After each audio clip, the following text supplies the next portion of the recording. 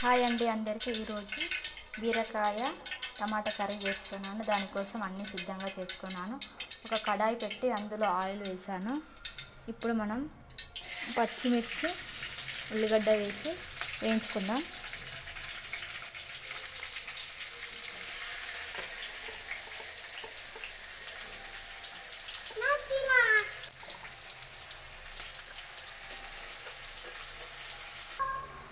లైట్గా ఈ విధంగా వేగిన తర్వాత అందులో పసుపు అల్లం వేసుకుందాం.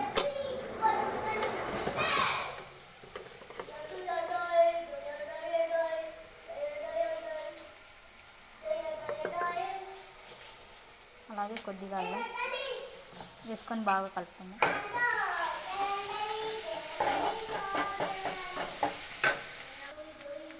అల్లం పచ్చివాసన పోయిన తర్వాత టమాటా ముక్కలు వేసుకొని వేయించుకుందాం.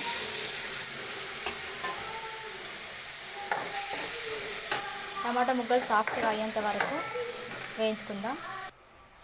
చూడండి, టమాటా ముక్కలు సాఫ్ట్గా ఉడికిపోయాయి. ఇప్పుడు మనము కట్ చేసుకున్న బీరకాయలు వేసేసుకుందాం.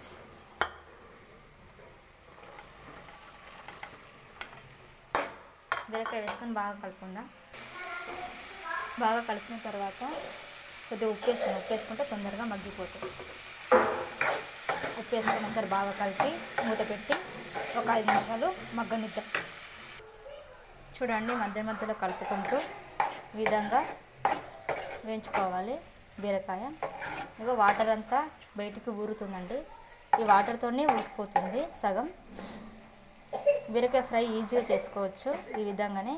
ఇందులో వాటర్ ఉంటుంది కాబట్టి తొందరగా మగ్గిపోతాయి. ఇంకొక 5 నిమిషాలు మూత పెట్టి మగ్గిద్దాం. మరో 5 నిమిషాల తర్వాత చూపిస్తున్నాను. ఇప్పుడు మనం కారం పొడి వేసుకుందాం. ఆల్రెడీ మనం పచ్చిమిర్చి వేసాం కాబట్టి రుచికి సరిపడా కారం పొడి వేసుకుందాం. వేసుకొని బాగా కలుపుకుందాం.